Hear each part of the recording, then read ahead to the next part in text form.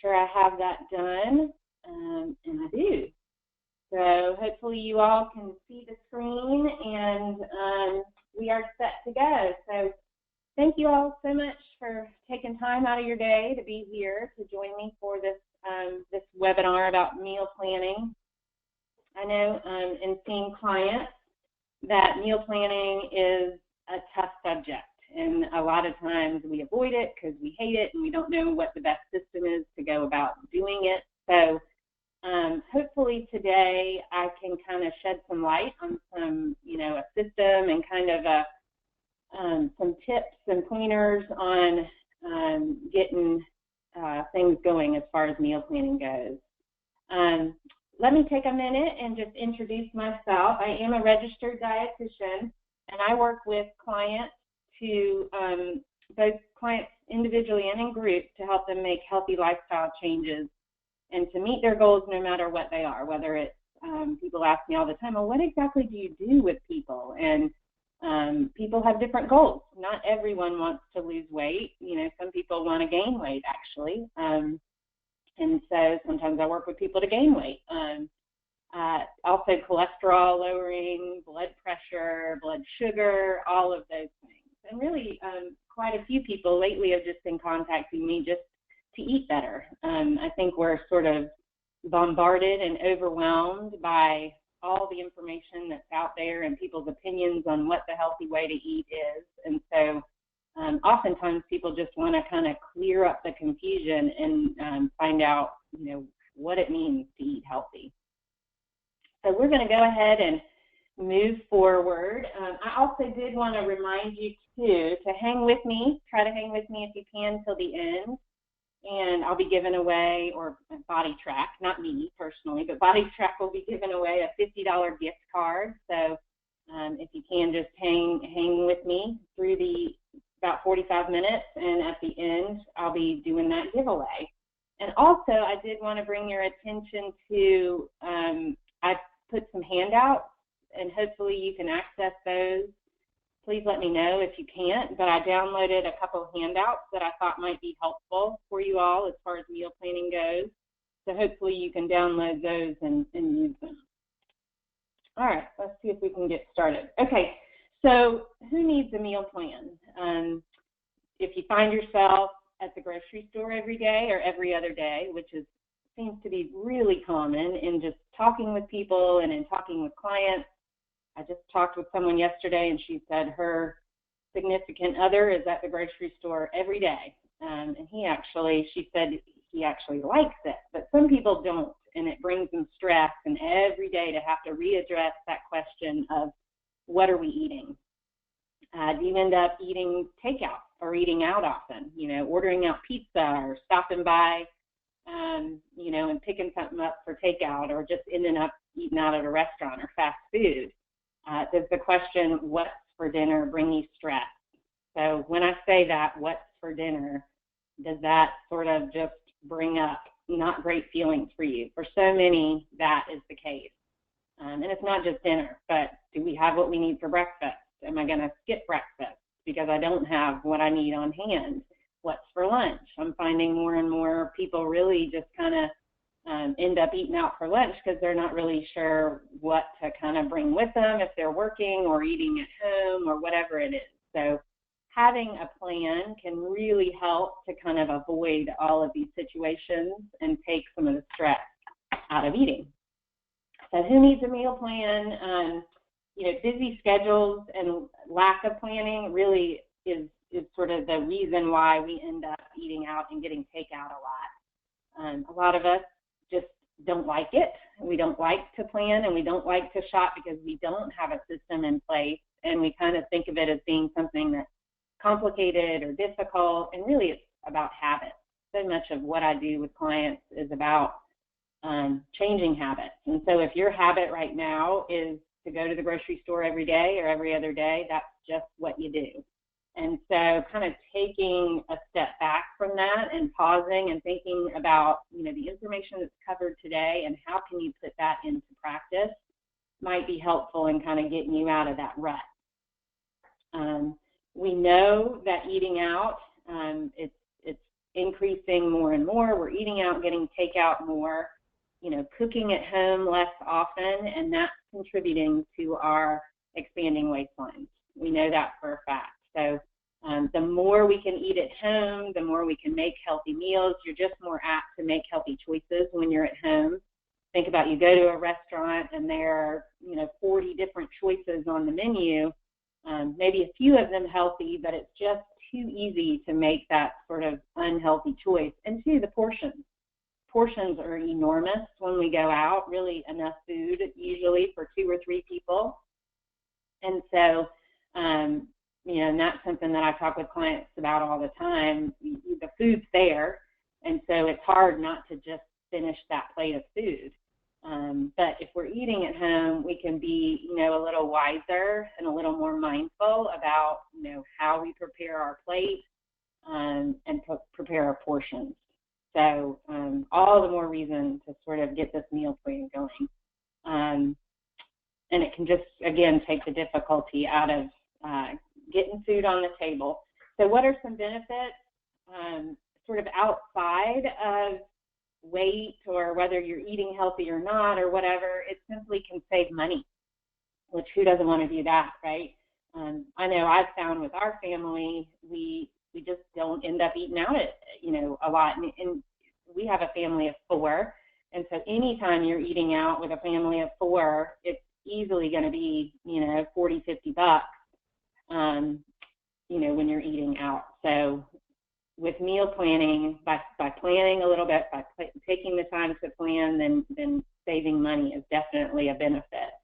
Saves time in the long run, and that's kind of hard to see when you're putting this, starting to put this into practice, that it actually does save time, because you think, okay, wait a second, I've got to actually take the time to plan the meals and to shop and prep and all the things we're going to talk about today. And of course that takes some time, but I think you'll be surprised if you can start to put this into practice that it actually does save you time in the long run. Like I said just a minute ago, it can help with weight loss. It can help you eat better, more nutritionally balanced diet, and just simply taking some of the stress out of getting meals together. Every night coming to that, say you've been at work all day and then every night having to ask that same question, or every, late afternoon at 5:30 saying, uh-oh, it's time again, what are we having?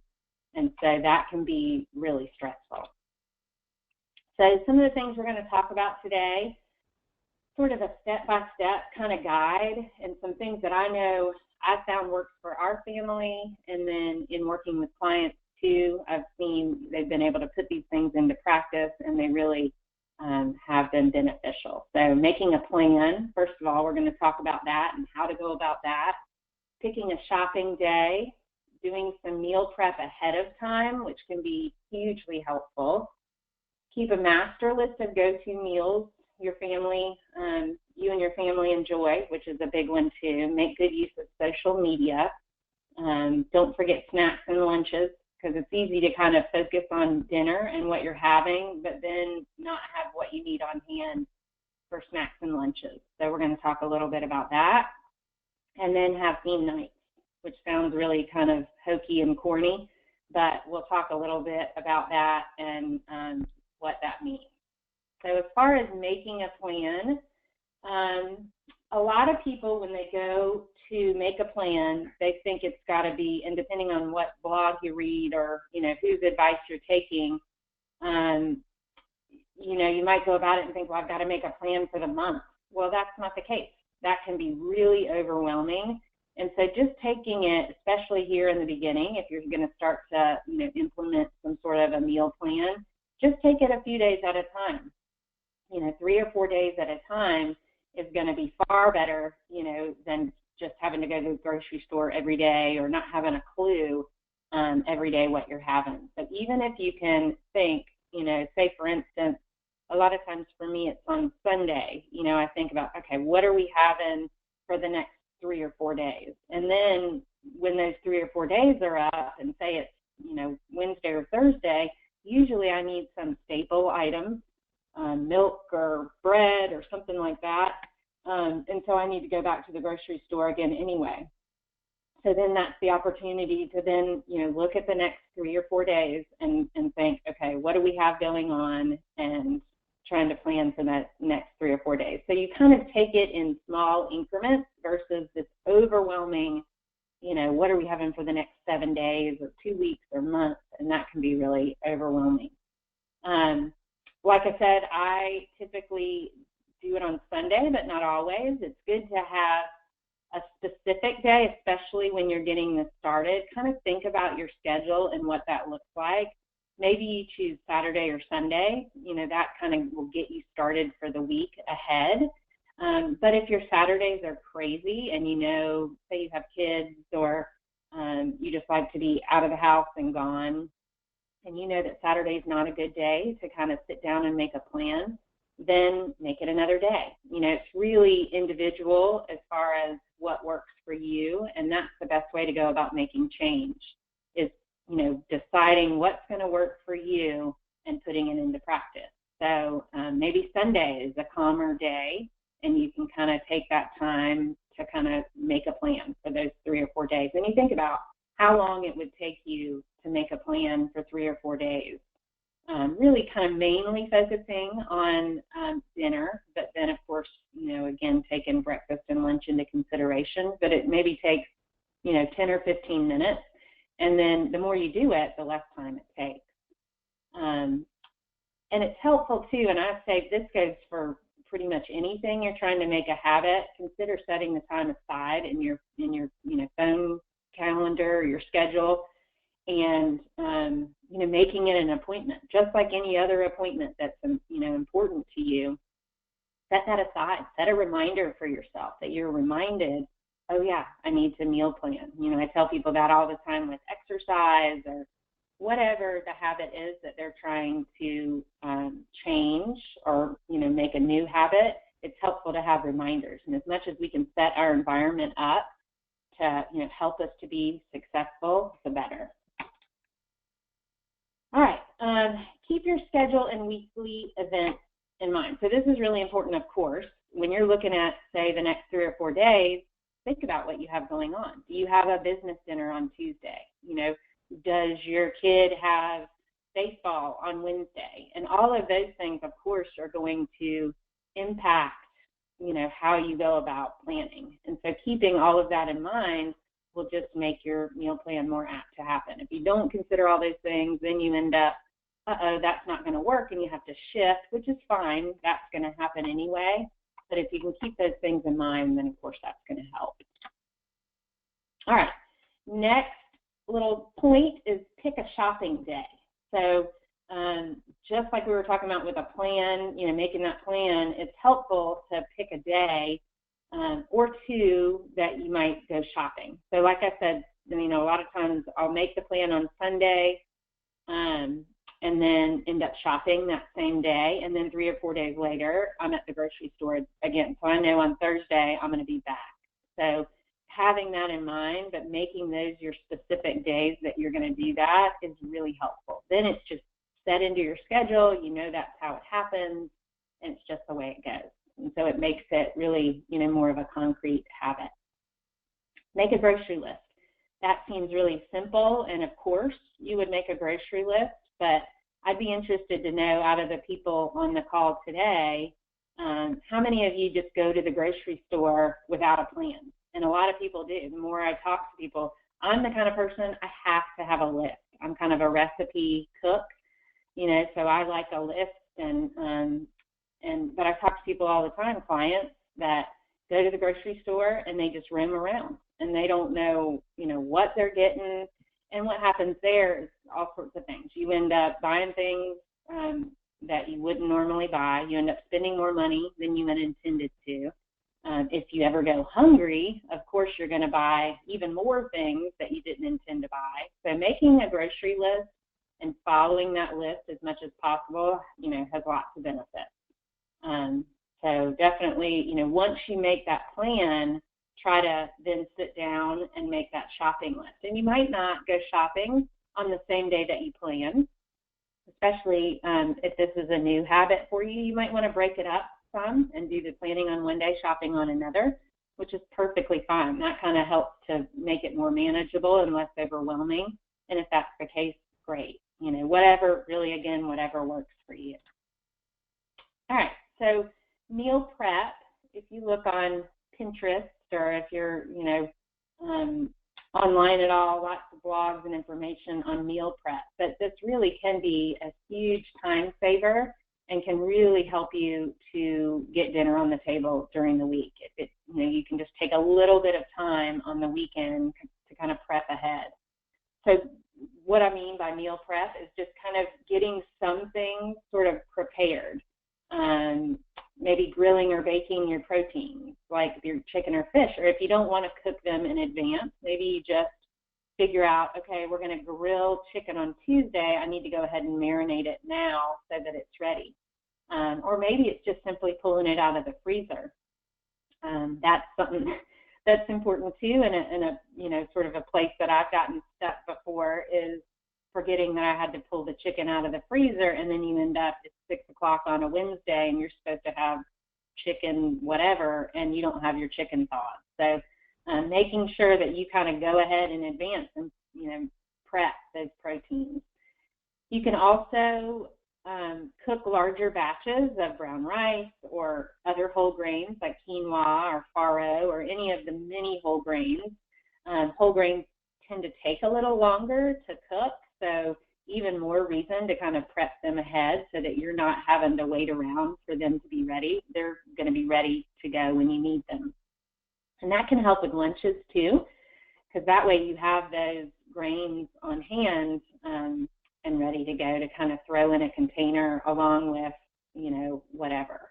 So another one is roasting larger batches of vegetables. I love roasted vegetables. They're a great way to kind of keep veggies around all through the week. And you can do pretty much anything in the, you know, roasting it in the oven. I roast at about 400 degrees in the oven, and you just kind of, whatever it is, like what comes to mind for me is maybe Brussels sprouts and carrots and mushrooms, and you can do zucchini or squash and all of those things.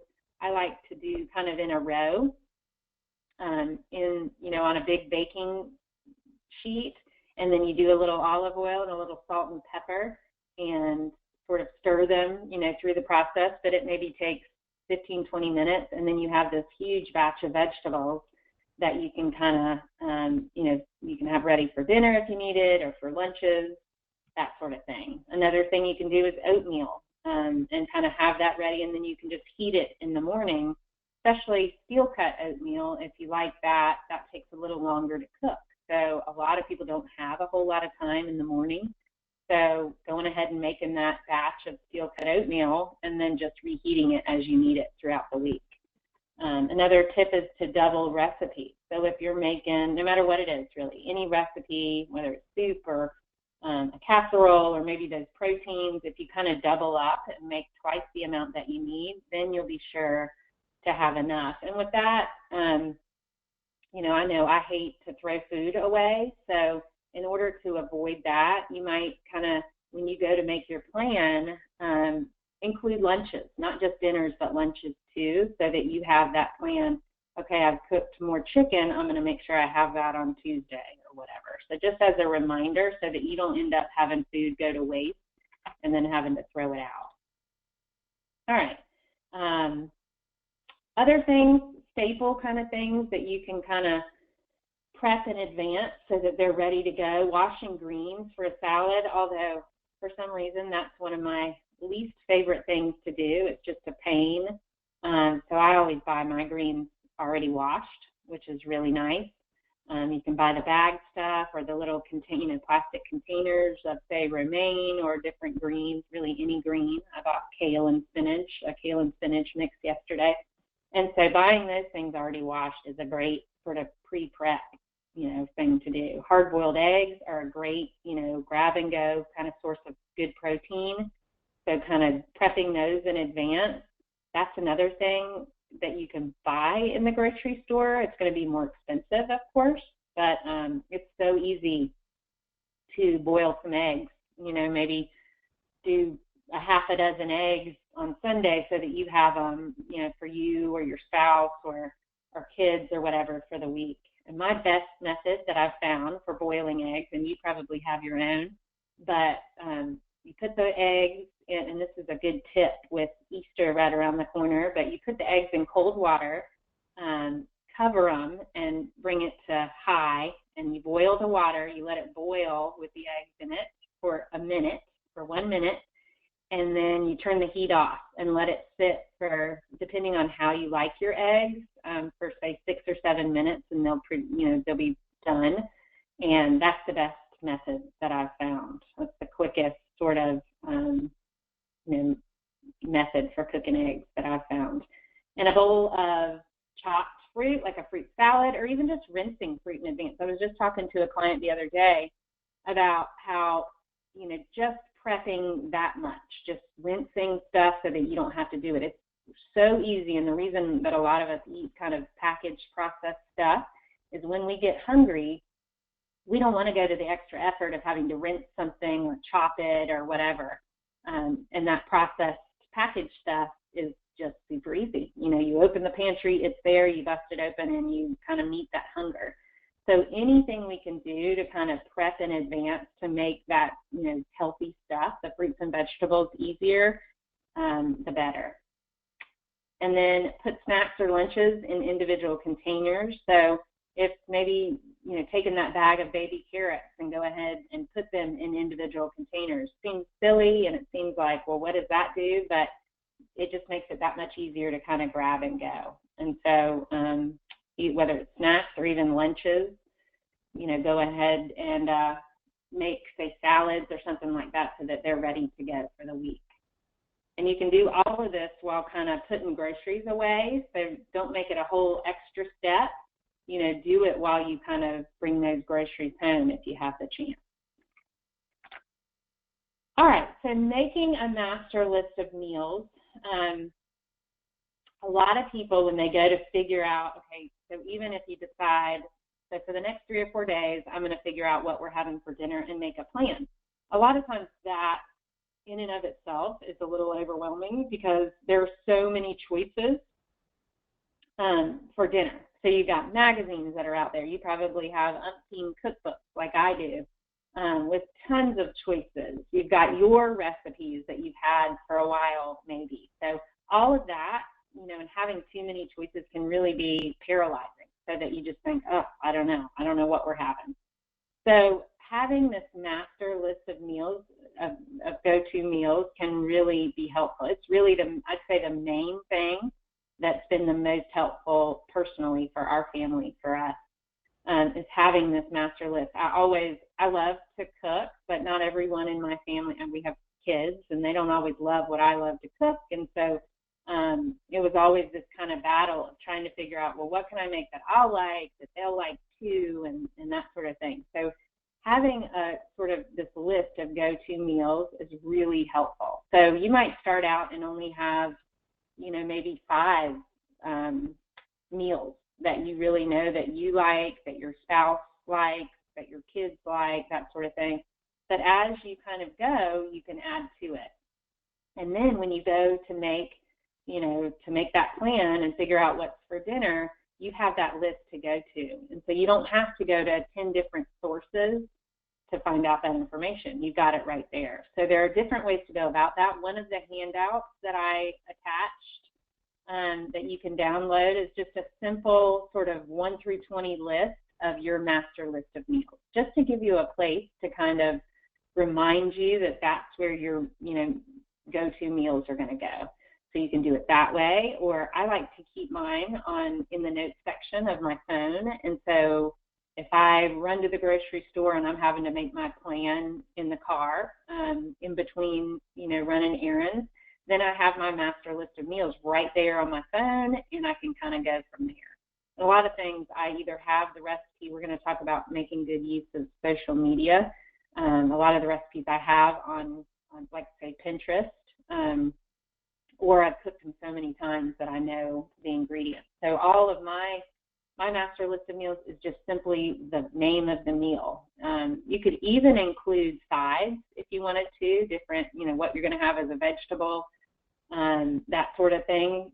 That's totally up to you. Mine is simply the name of the main dish that we're having, and then I just kind of, depending on what we feel like or what's in season or that sort of thing, I just kind of add to it. So hopefully you can make use of that handout I gave you. So a tip with that is make sure you get, take some of the work and kind of delegate it to your family members. So ask them what they want, what they would like to eat.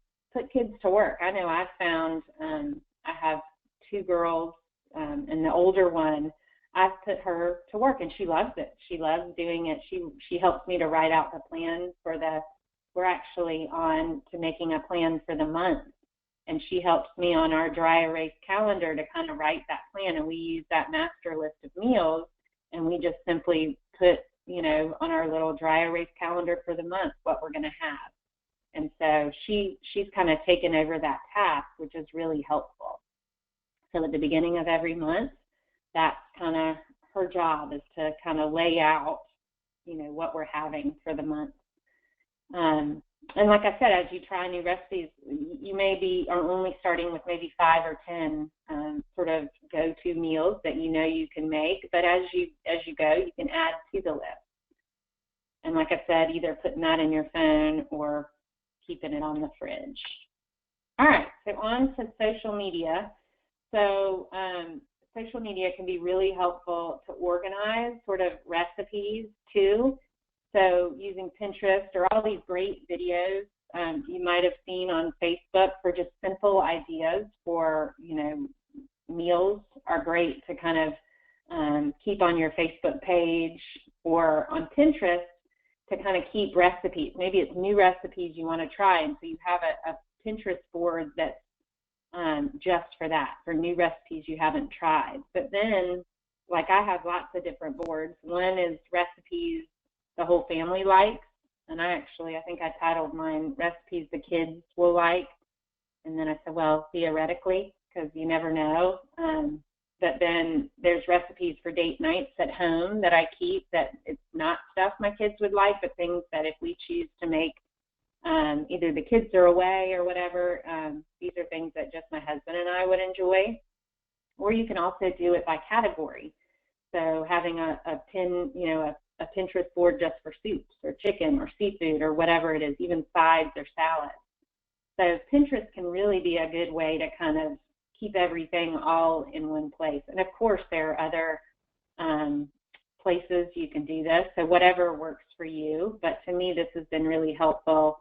Sort of, I have that master list, and then I can go to the recipe, and I know exactly where it is on my Pinterest.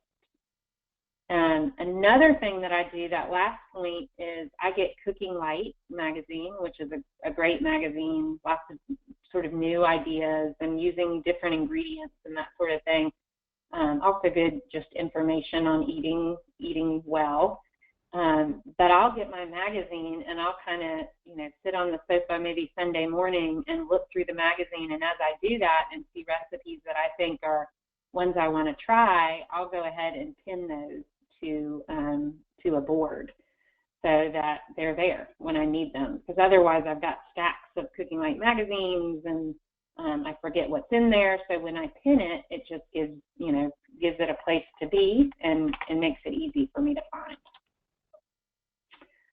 So that's sort of a little about apps and social media and that sort of thing, and it certainly can be helpful, but maybe you're not an app person, which is perfectly fine. I talk to some clients, love all that stuff, and they get into it, and then some just don't. They just want to keep it simple and kind of go old school with it, and so, you can keep a 3-ring binder and tear things.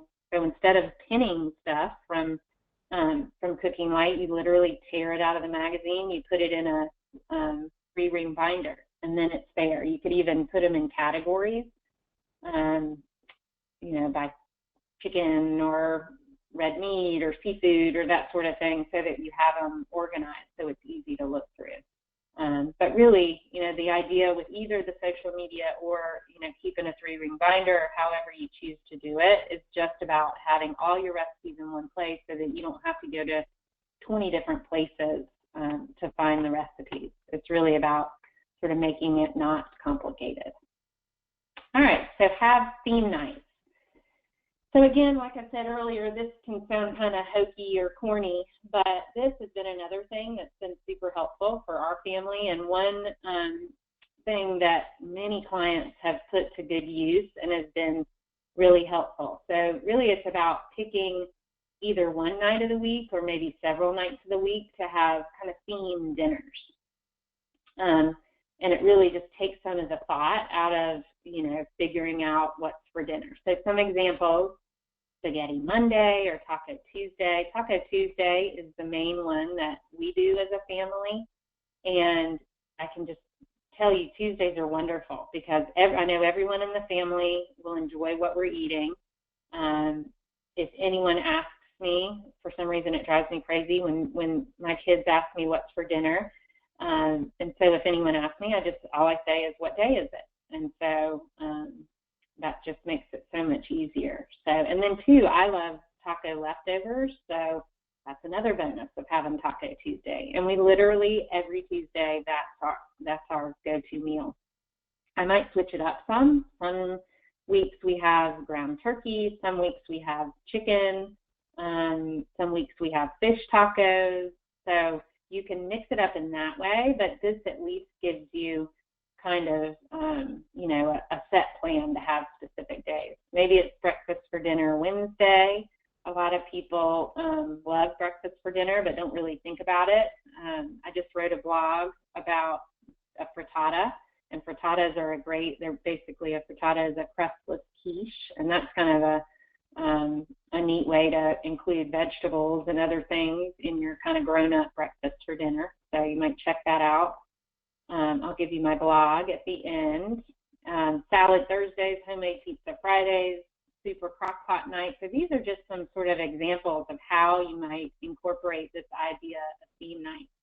But really it's about, kind of giving yourself a template for, when you go to sit down to make that plan. If you already know 3 nights out of the week you're kind of doing that theme, then it just makes it so much easier.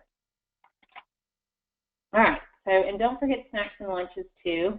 Making sure you think ahead, maybe, putting leftovers to good use, or making sure if you need deli meat, making sure you have enough to last you until that next trip to the grocery store, or bread, or, lettuce, all of that sort of stuff, making sure you have not just the stuff for dinner, but also for snacks and lunches. And making sure, like we talked about a little bit ago, having stuff already prepped and in individual containers or in to-go containers so that it's quick and easy to kind of grab and go.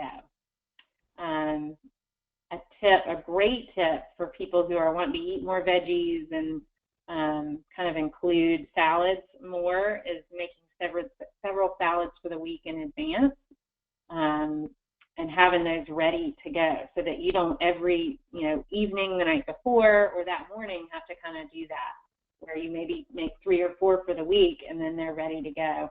And a good tip for doing this is to make sure you put all your add-ins, maybe your other veggies, if you put peppers or grape tomatoes or something like that, you put those on the bottom and then put your leafy greens on the top. And of course, don't dress the salad. Make sure you have the dressing on the side and take that with you. But that's a good way to keep those greens kind of fresher, because I've had people ask me that, like, how do you pack a salad, 3 days before you're going to eat it? But if you do it this way, it tends to stay a little more fresh. So is planning ahead worth it? And maybe that's a question. I say yes.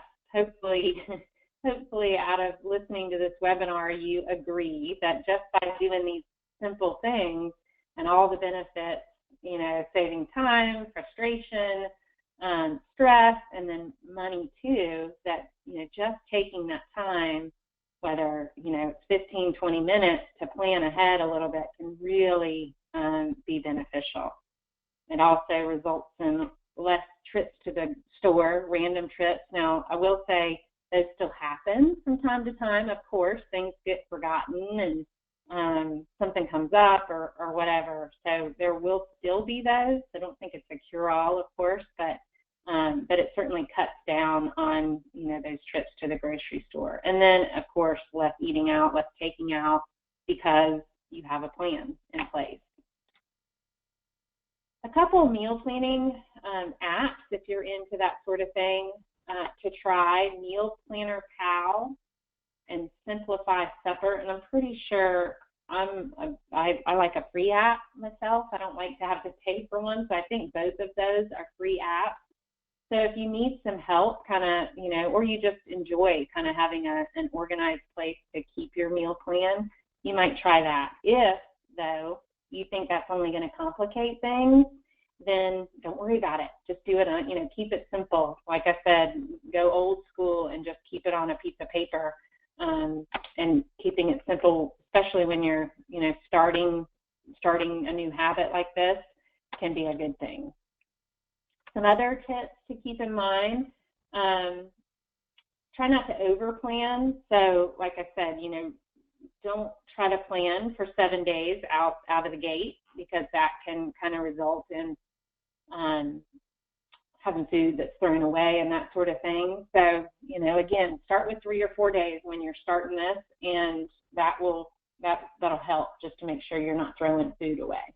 Also allow some flexibility, like I was just talking about with those random trips to the grocery store. Or I've found, especially now that we're keeping a plan for the month on that dry erase calendar, that sometimes the plan doesn't work, and that's okay. Sometimes we end up eating out. Like, say it's a Friday and I'm exhausted and I just feel like going out, or the kids have made good grades, or whatever it is, and that's okay. Having the plan in and of itself is going to relieve some stress. And so if Friday comes along and you don't feel like making what's on, a lot of times I'll just shift, whatever it is for that day to another day. And that's, I think that it's really helpful just to know that that's going to happen and just be flexible. Another little tip is making sure you keep a running list of items. This is another simple thing. I don't know, we started several years ago. We wouldn't have just kind of a running list of things we would run out of. And so just having something that a little magnetized list that you throw up on the fridge, and when you run out of something, no matter, and this has been a sort of a training opportunity for my kids too, is, when they use the last of something, making sure it goes on the list. Things like ketchup, for instance, we don't have any ketchup, and so I say, well, did you put it on the list? And so they kind of learn that if they need something at the grocery store, they better make sure it goes on the list. So that's just a helpful, and probably a lot of you already do that, but some people don't, and so it can be really helpful and cut down on those trips to the grocery store too. Another sort of, not an app, but a website is CookSmart, and it's another kind of website that can help with the whole process of meal planning.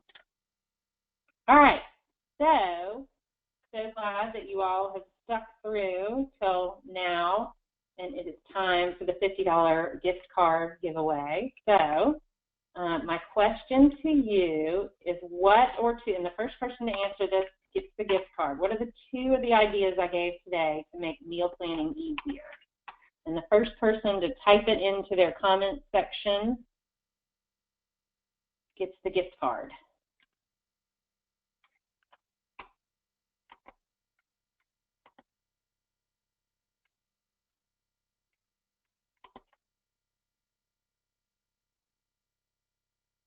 All right.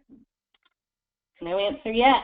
Anybody want a $50 gift card? What are 2 of the ideas I gave today to make meal planning easier?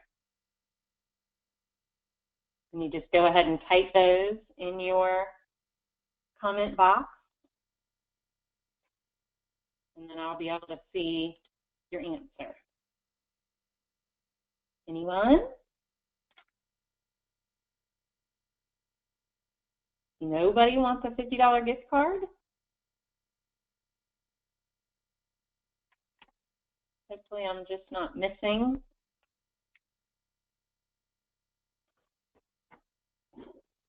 All right, I'll wait a couple more seconds. What are 2 of the ideas I gave today to make meal planning easier?